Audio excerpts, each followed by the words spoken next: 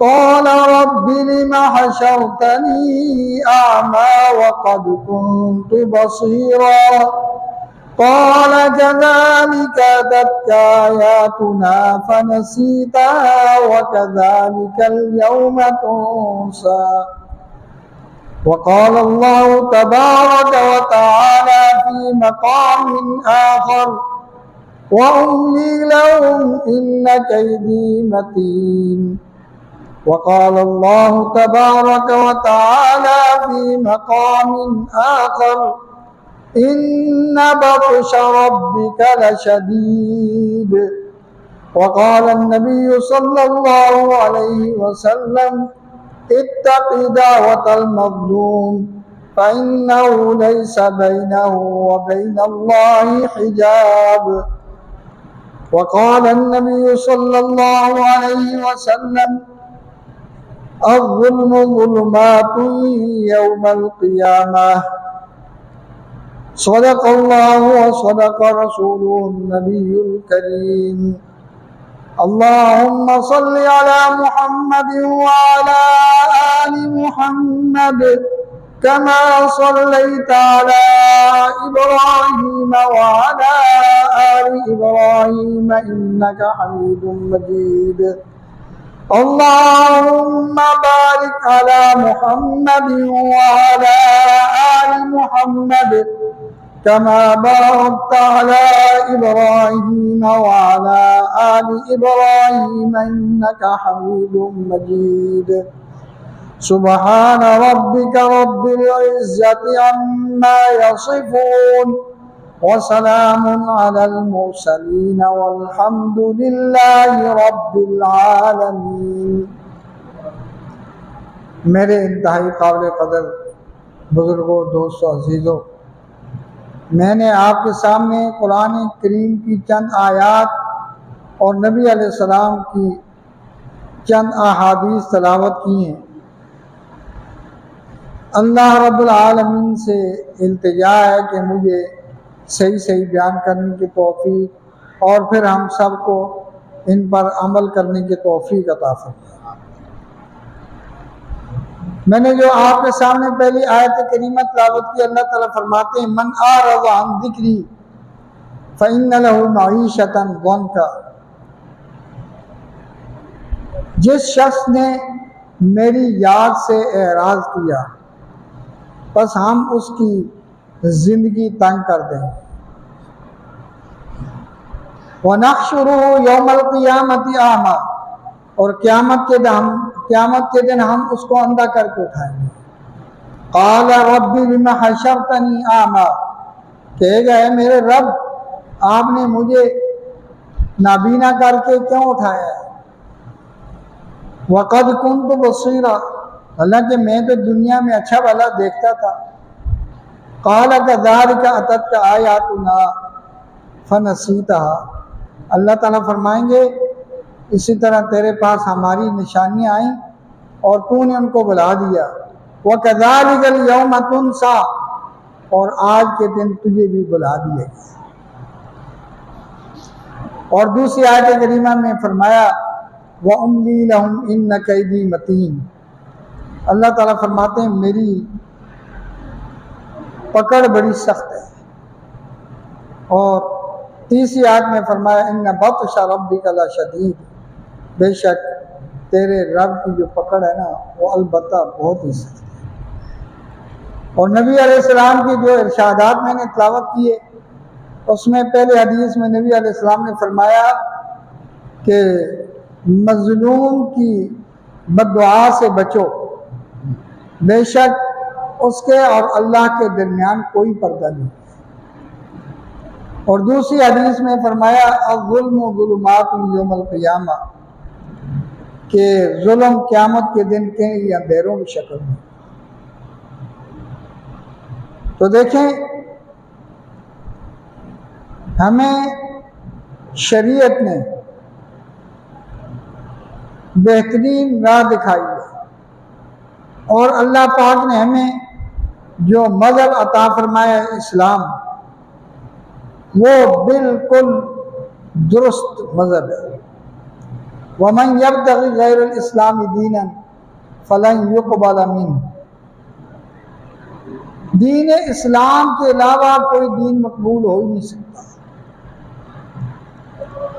अब सारी कायनात को अल्लाह पाक ने इंसान के लिए तख्लीक फरमाया। फरमाया अलम तरौ अन्नल्लाह सख्खर लकुम मा फिस समावाति व मा फिल अर्द व अस्बग़ अलैकुम निअमहु ज़ाहिरतन व बातिना, क्या तुमने देखा नहीं है कि अल्लाह ताला ने आसमानों और ज़मीन को तुम्हारे काम में लगा दिया और तुम्हारे ऊपर ज़ाहिरी बातिनी तमाम नेमतें अल्लाह पाक ने पूरी कर दी। यानी सारी कायनात की तमाम नेमतें, चाहे वो आसमानी नेमतें हों या ज़मीनी नेमतें हों, ये सारी की सारी, ये जो चांद सूरज सितारे, सारी कायनात की हर चीज़ ये इंसान के काम में लगी हुई है। और अल्लाह ने इंसान को किसके लिए पैदा किया है? इसकी तख्लीक का मकसद क्या है? फरमाया वमा खलक़तुल जिन्ना वल इंसा इल्ला लियअबुदून, कि जिन्नों और इंसानों को अल्लाह पाक फरमाते हैं मैंने अपनी इबादत के लिए पैदा किया।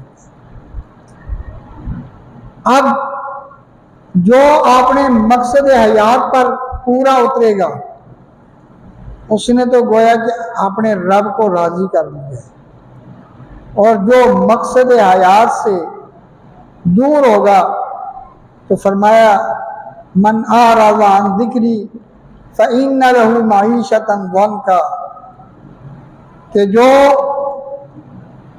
मेरी जात से एराज करेगा, मेरी इताअत से एराज करेगा, मेरी इबादत से एराज करेगा, तो फरमाया फिर उसकी जिंदगी हम तंग कर देंगे, उसके लिए कदम कदम पे मुश्किलात होंगी। और ये तो दुनिया के अंदर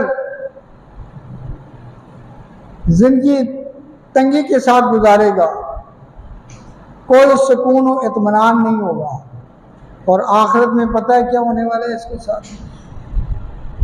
फरमाया कि वनहशुरु यौमल क़ियामति आमा, हम उसको अंधा करके उठाएंगे। आप अंदाज़ा लगाएं कि ये कितनी बुरी सज़ा है, कितना बुरा अंजाम होगा कि दुनिया में भी सुकून न मिले और आखिरत में भी फिर इस नेमत उज़्मा से महरूम हो गए।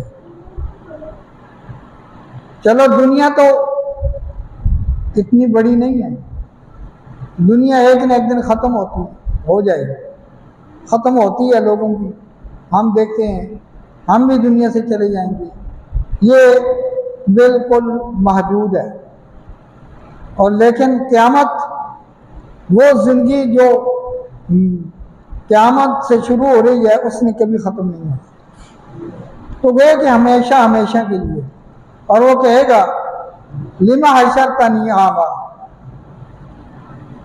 वक़द कुन्तु बसीरा, कि अल्लाह मैं तो अच्छा भला देखने वाला था, मुझे क्यों अंधा करके उठाया? तो उसकी वजह अल्लाह ताला बयान फरमाएंगे कि तेरे पास मेरी निशानियाँ आईं मेरे रसूलों की सूरतों में, और दीन की दावत पहुँचाने वालों की सूरत में निशानियाँ आईं, और तूने उनको बुलाया, तो आज तुझे भी बुला दिया गया, तुझे भी इन नेमतों से महरूम कर दिया गया। और इसी तरह फरमाया वअमली लहुम इन्न कैदी मतीन, अल्लाह ताला फरमाते हैं कि मैं मोहलत देता हूँ उनको, लेकिन मेरी पकड़ जो है ना वो बड़ी सख्त है।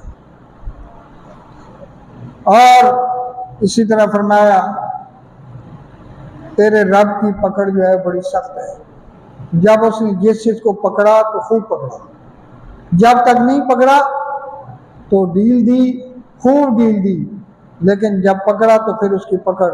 फिरौन के बारे में अल्लाह ताला फरमाते हैं वकज़ालिका अख़्ज़ु रब्बिका इज़ा अख़ज़ल क़ुरा इन्ना अख़ज़हु अलीमुन शदीद, कि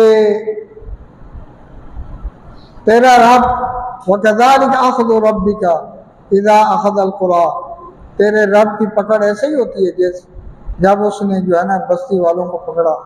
इन्ना अख़ज़हु अलीमुन शदीद, उसकी पकड़ जो है वो सख्त और ज़बरदस्त। तो और हदीस में नबी अलैहिस्सलाम ने फरमाया कि मजलूम की बदुआ से बचो कि उसकी बदुआ डायरेक्ट अल्लाह पाक तक पहुँचती, दरम्यान में कोई भी हाइल नहीं होता।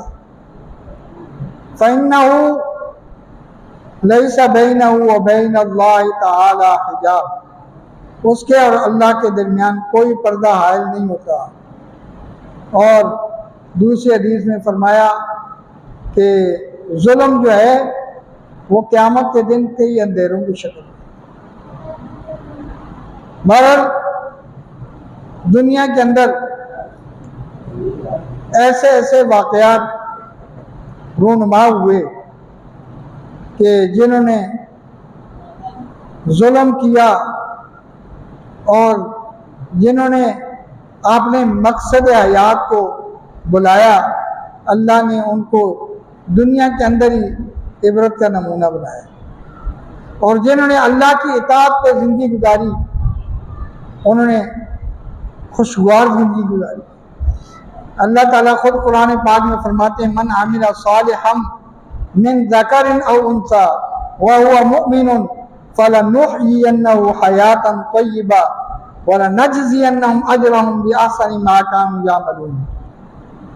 मन आमिला सालिहन मिन ज़करिन औ उन्सा, जिसने भी नेक अमल किया चाहे मर्द हो या औरत हो और ईमान की हालत में ये अमल किए, ईमान शर्त अव्वल है, तो अल्लाह ताला फरमाते हैं फलनुहयिन्नहु हयातन तय्यिबा, उसको हम जिंदा रखते हैं तो बेहतरीन जिंदगी के साथ, वलनजज़ियन्नहुम अजरहुम बिअहसनि मा कानू यामलून, और उनके आमाल का बदला भी हम बेहतरीन अता फरमाएंगे। और इसके मुकाबले में जिन लोगों ने जुल्म किया, गुज़श्ता अक़वाम के वाक़यात तो कुरान पाक में मौजूद हैं, लेकिन मैं इस उम्मत के भी कुछ वाक़यात आपको सुनाना चाहता हूँ। अल्लामा लालताई रहमहुल्लाह ने शरह एतक़ाद सुन्नह वल जमात के अंदर एक वाक़या लिखा है, और अल्लामा सयूती ने भी यही वाक़या शरह सुदूर में लिखा है। फरमाते हैं कि हाजियों का काफिला जा रहा था, दरमियान में उनमें से एक साथी बीमार हुआ और वो बीमारी उसको मौत तक ले गई, उसकी मौत वाक़या हो गई। और ऐसी जगह थी वहाँ इनके पास कोई कुदाल बेलचा नहीं था, कब्र खोद कर उसको जो है ना दफन करें। तो देखा करीब में खैमा था, तो वहाँ खैमे से उन्होंने बात की कि हम मुसाफिर हैं, हज के सफ़र में हैं और हमारा एक साथी फौत हो गया है, हमने उसको दफन करना है, तो हमारे पास कोई कुदाल बेलचा नहीं है, अगर हमें आप दे दें तो हम उसको दफन करके। उसने औरत थी खैमे के अंदर, उसने कहा मैं आपको ज़रूर दूँगी, लेकिन इस वादे के साथ के वापस करने में। उन्होंने वादा कर लिया। जब उन्होंने कब्र खोदी, दफन करने लगे, वो कुदाल जो है ना उनसे कब्र के अंदर ही भूल गई, और दफन करने के बाद फिर ख्याल हुआ कि भाई वो कुदाल तो कब्र के अंदर ही रह गई है। तो उन्होंने चूंकि किनारे पर थी तो कब्र खोदी, क्या देखते हैं कि वो कुदाल जो है उसके गर्दन पर है और उस कुदाल के साथ उसके हाथ भी बांधे हुए हैं और उसका जिस्म जो है ना वो सुर्ख हो रहा है। अब उनमें से किसी ने भी हाथ नहीं बढ़ाया कि कहीं हम इस अजाब में मुब्तला न हो जाए। उन्होंने कब्र को बंद किया और उस औरत से दरख्वास्त की कि हमने आपके साथ वादा किया था, उधार कब्र में रह गया था, हमने निकालने की कोशिश की लेकिन हालत ये थी, तो लिहाजा आप हमसे पैसे ले लें। वो राज़ी हुए पैसों पर, ये चले गए, हज करके वापस आए।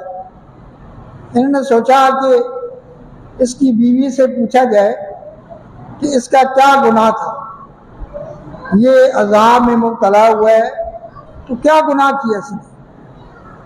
उससे जब पूछा और वाक़या भी बयान किया तो पहले वो थोड़ी सी खामोश हुई। फिर उसने कहा कि मेरे खामद का एक पार्टनर था कारोबार में, इसने उसको धोखा देकर कत्ल किया और फिर सारे पैसे का खुद ही मालिक बन गया और उसी पैसे से ये हज भी करने जा रहा था। अब देखें, हज का सफ़र है, लेकिन चूंकि हराम के पैसों से तो इबादत कबूल होती ही नहीं है। वहाँ जो है उसी सफ़र के अंदर, हालांकि हज के सफ़र के अंदर जब कोई आदमी फौत हो जाए, नेकी का कोई भी सफ़र हो, तो उसके लिए जो है सदका जारिया बन जाता है। लेकिन ये शख्स चूँकि जालिम था, धोखेबाज था, अब अल्लाह ने इसको दुनिया के अंदर ही सजा देनी चाहिए। और इसी तरह इमाम बैहक़ी ने शुअबुल ईमान में ताजरों का एक वाक़या लिखा है। एक ताजरों का वफ़द सफ़र में था, तो उनमें से एक ताजर की वफ़ात हो गई, तो उसको दफन करने लगे। एक कब्र उन्होंने खोदी, उसके अंदर से इजहा निकल आया। उन्होंने कहा, उसको छोड़कर दूसरी जगह कब्र खोदी, वहां से भी इजहा निकल आया, और फिर तीसरी कब्र भी खोदी, फिर उस जगह से भी इजहा निकल आया। तो उस वक़्त हज़रत अब्दुल्लाह इब्न अब्बास रज़ी अल्लाह ताला अन्हुमा हयात थे। उनसे उन्होंने दरियाफ्त किया कि हज़रत माजरा ये है, एक कब्र खोदी है, उससे भी इजहा निकल आया, दूसरी से भी, तीसरे से भी, तो क्या करें। फरमाया कि आप पूरी ज़मीन पर भी कब्रें खोदते रहें, मामला यही रहेगा, लिहाजा जो कब्र खोदी है उसी के अंदर इसको दफन कर दो। अब जब वो वापस आए, उसकी बीवी से पूछा कि आपके खामद का काम क्या मामला था, क्या गुनाह था कि इसके साथ ये मामला पेश आया है। उसने फरमाया कि मेरा खामद खाइन था, ये फ्रूट सब्जी वगैरह का कारोबार करता था और ये मिलावट करता था, नीचे घटिया चीज़ रख के ऊपर अच्छी चीज़ रख के जो है ना बेचता था, और मैं इसको मना करती थी कि आप ऐसे न करो। तो कहने लगा कि दौलत ऐसे ही कमाई जाती है।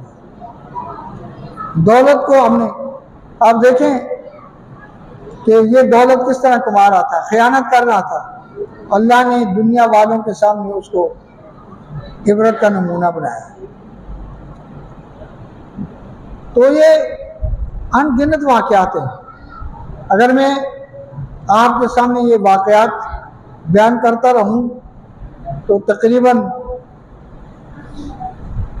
20 से 25 मिनट मज़ीद लग जाएंगे, लेकिन आपको पता है कि हमारा टाइम मुख्तसर होता है, और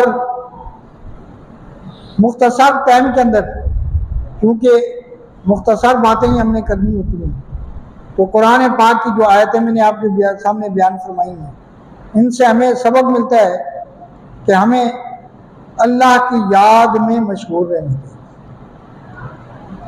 हम ये समझें कि पैसे में कामयाबी है, कभी नहीं। पैसा क्या कारून के पास कम था?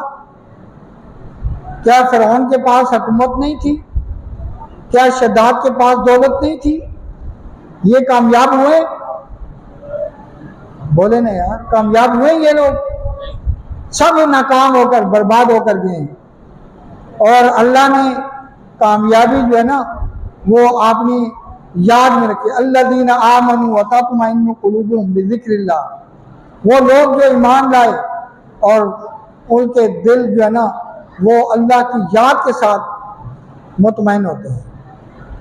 तो अल्लाह की याद, अल्लाह की इताअत, अल्लाह के रसूल की इताअत, ये कामयाबी की ज़ामन है। जिसके अंदर अल्लाह की इताअत होगी, अल्लाह की रसूल की इताअत होगी, अल्लाह और अल्लाह के रसूल के साथ मोहब्बत होगी, वो यकीनन कामयाब होगा।